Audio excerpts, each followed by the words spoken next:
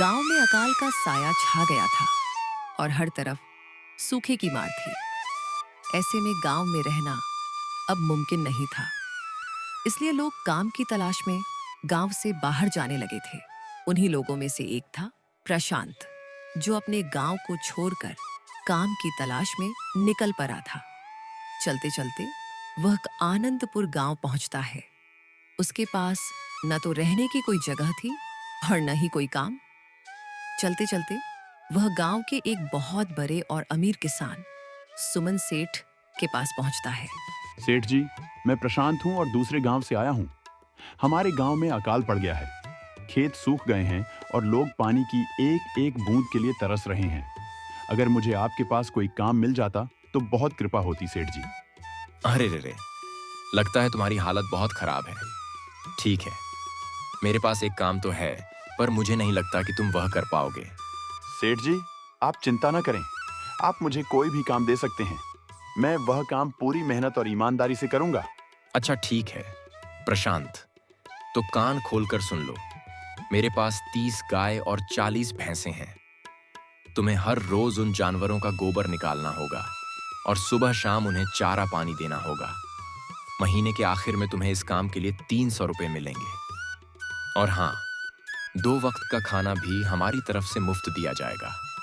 बोलो, क्या तुम ये काम कर पाओगे? प्रशांत मन ही मन सोचता है, अरे बाप रे, 30 गाय और 40 भैंसों को संभालना आसान काम नहीं है, पर मैं कुछ कर भी तो नहीं सकता। ऊपर से सेठ जी 2 वक्त का खाना भी दे रहे हैं। ठीक है सेठ जी, मैं यह काम कर लूंगा, पर मेरी एक विनती है। हाँ बोलो प्रशांत, क्या बात है? सेठ जी, अगर आपको कोई दिक्कत ना हो तो क्या मैं आपके जानवरों के साथ गौशाला में रह सकता हूँ? मैं इस गांव में नया हूँ और मेरा रहने का कोई ठिकाना नहीं है। सुमन सेठ थोड़ी देर तक सोचते हैं और फिर प्रशांत को ऊपर से नीचे तक देखने के बाद उससे कहते हैं, ठीक है प्रशांत, तुम गौशाला में रह सकते हो। धन्यवाद सेठ जी। तब से प्रशांत गौशाला में रहकर अपना काम करने लगता है। वह रोज जल्दी उठकर गायों और भैंसों का गोबर निकालता, उन्हें चारा डालता और समय पर पानी भी पिलाता था। हर रोज प्रशांत अपना काम ईमानदारी और पूरी मेहनत से करता था। सुमन सेठ को भी प्रशांत का काम बहुत पसंद आने लगा, क्योंकि वह अपना काम बहुत सफाई से करता था। एक दिन सुमन सेठ प्रशांत को बुलाकर उससे बोलते हैं, प्रशांत, मुझे तुम्हारा काम बहुत पसंद आया है। तुम गायों और भैंसों का बहुत अच्छा ख्याल रख रहे हो, इसलिए दूध की गुणवत्ता भी बढ़ गई है और गायें पहले से ज्यादा दूध भी दे रही हैं। इसीलिए मैं आज से तुम्हारी तनख्वाह बढ़ाकर पूरे 400 रुपए कर रहा हूं। आपका बहुत बहुत धन्यवाद सेठ जी। कुछ दिन ऐसे ही बीतने लगते हैं। प्रशांत सुमन सेठ के पास बहुत मेहनत और ईमानदारी से काम करता है। धीरे धीरे प्रशांत के पास अच्छा खासा रुपया जमा हो जाता है, जिससे वह अपने लिए एक छोटा सा रहने लायक घर बनवा लेता है। प्रशांत मन ही मन सोचता है, उस गौशाला में सोकर तो नाक से गोबर की गंध अभी तक नहीं जा रही। अब आखिरकार मुझे अपने घर में चैन से सोने को तो मिलेगा। तब से प्रशांत सुमन सेठ के पास गौशाला में काम करने आता और 2 वक्त का खाना खाकर अपने घर सोने के लिए चला जाता था। कई साल ऐसे ही बीत जाते हैं।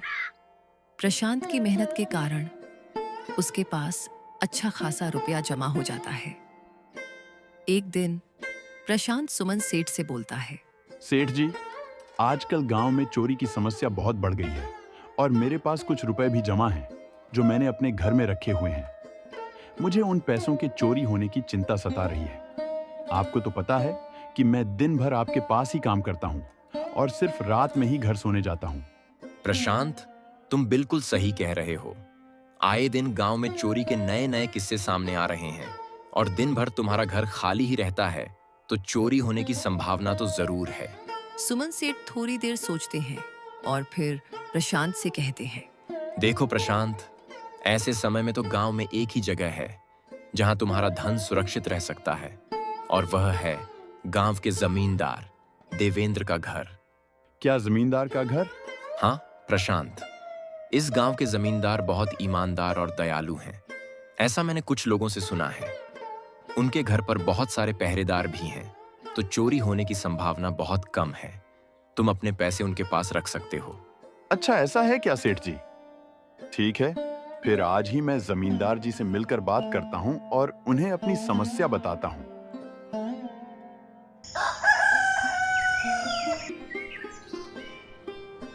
उस दिन प्रशांत जमींदार देवेंद्र से बात करने उनके घर चला जाता है। वहां एक पहरेदार उसे रोकता है। ए, तुम रुको, कहाँ अंदर आए जा रहे हो? वहीं रुक जाओ। जी, मुझे जमींदार जी से मिलना है, मुझे उनसे कुछ काम है। क्या काम है तुम्हें उनसे? मुझे बताओ। जी, मुझे कुछ पैसे रखवाने थे उनके पास, इसी काम के लिए आया था मैं। अच्छा ठीक है, तुम अंदर जा सकते हो। नमस्ते जमींदार जी, मैं प्रशांत हूँ और सुमन सेठ के यहाँ काम करता हूँ। कुछ साल पहले ही मैं दूसरे गांव से यहाँ आया हूँ। अच्छा प्रशांत, बोलो क्या काम है मेरे पास? जमींदार जी, मैं सालों से सुमन सेठ के पास काम कर रहा हूँ और मैंने कुछ रुपए भी जमा कर लिए हैं, पर गांव में चोरी की समस्या बहुत बढ़ गई है, तो मुझे अपने रुपए घर में रखने से डर लग रहा है। अच्छा, कितने रुपए जमा किए हैं तुमने? जमींदार जी, यही कोई 5,000 रुपए होंगे मेरे पास।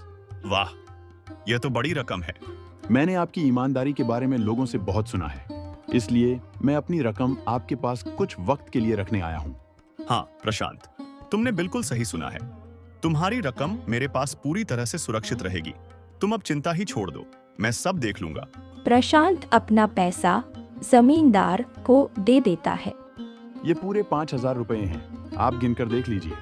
गिनने की क्या जरूरत है? तुम तो सुमन सेठ के आदमी हो, मुझे तुम पर पूरा विश्वास है। जमींदार जी, आपका बहुत बहुत धन्यवाद।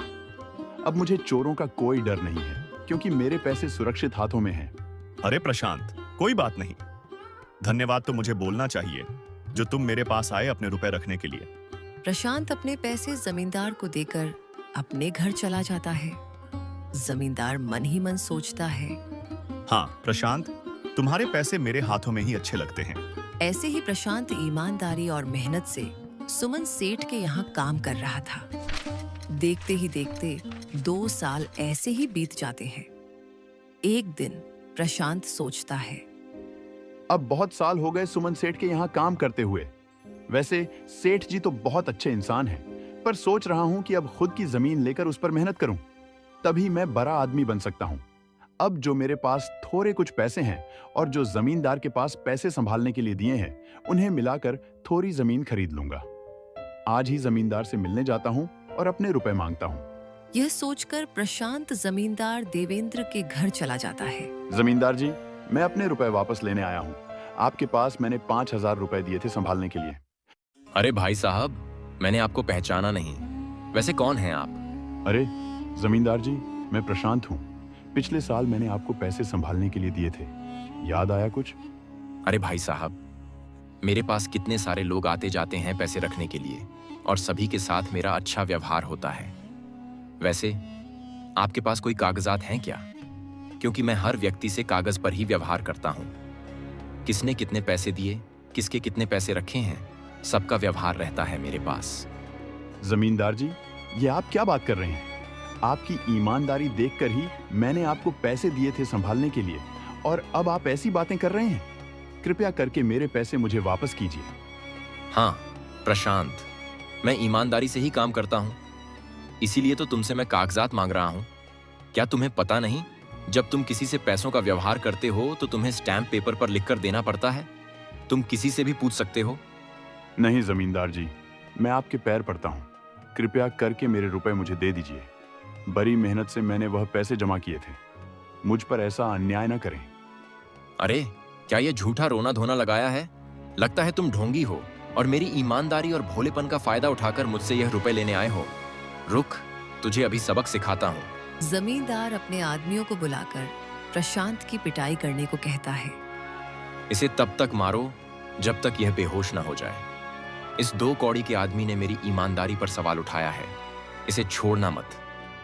जमींदार के आदमी प्रशांत को डंडे से खूब मारते हैं। फिर प्रशांत दुखी होकर अपने घर चला जाता है।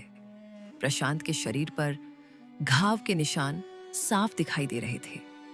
2 दिन से प्रशांत घाव के दर्द के कारण सुमन सेठ के घर काम के लिए नहीं जा पाता है।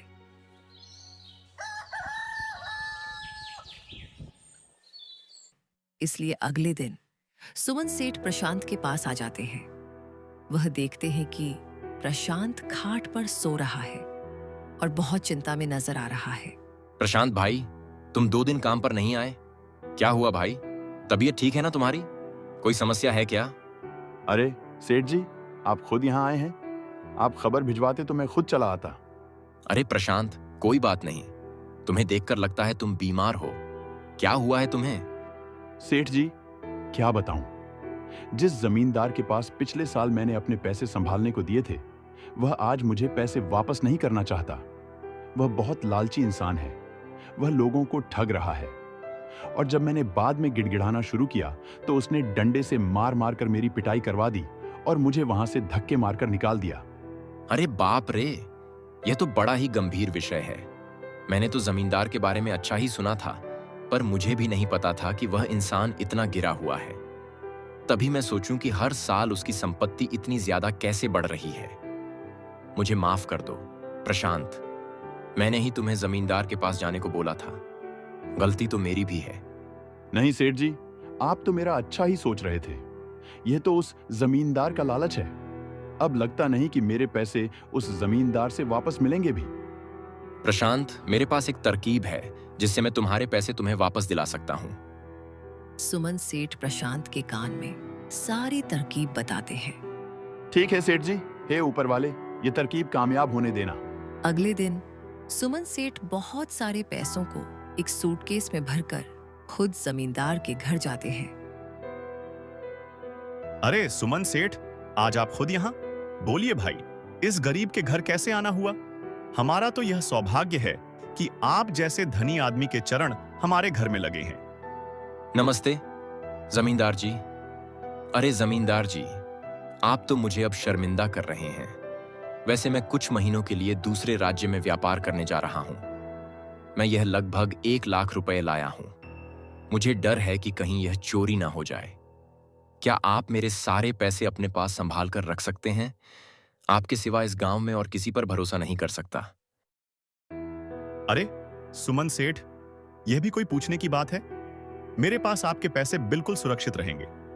आप निश्चित होकर व्यापार करने जा सकते हैं। जमींदार मन ही मन सोचता है, इस बार तो बड़ी मछली हाथ लगी है। बार बार ऐसा मौका नहीं मिलता।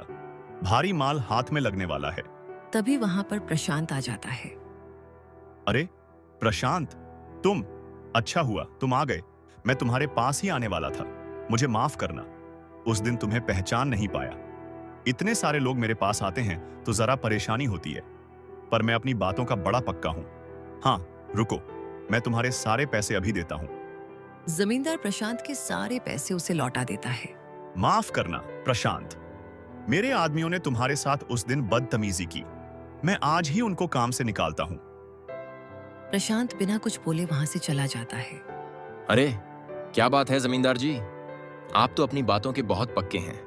तो ठीक है, मैं अपने सारे पैसे आपके पास रख सकता हूं। सुमन सेठ इतना बोल ही रहे थे कि तभी वहां सुमन सेठ का नौकर आ जाता है। मालिक, मालिक, अब आपको बाहर के राज्य में जाने की कोई जरूरत नहीं है। अभी अभी व्यापारियों का संदेश आया है और उन्होंने कहा है कि वह खुद हमारे गांव आ रहे हैं। अरे यह तो बहुत बढ़िया बात हुई। अब मुझे इतनी दूर नहीं जाना पड़ेगा। सुन रहे हैं जमींदार जी, व्यापारी यहां आ रहे हैं। अब मुझे नहीं लगता कि यह पैसे आपके पास रखने का कोई मतलब होगा। चलिए, आपका बहुत बहुत धन्यवाद। आपने इतनी ईमानदारी दिखाई मुझे। हाँ, पर अगली बार जरूर आपके पास ही आऊंगा। ऐसा बोलकर सुमन सेठ और उनका नौकर वहां से अपने पैसे लेकर चले जाते हैं। जमींदार मन ही मन सोचता है, थत तेरे की रे, ये क्या हो गया?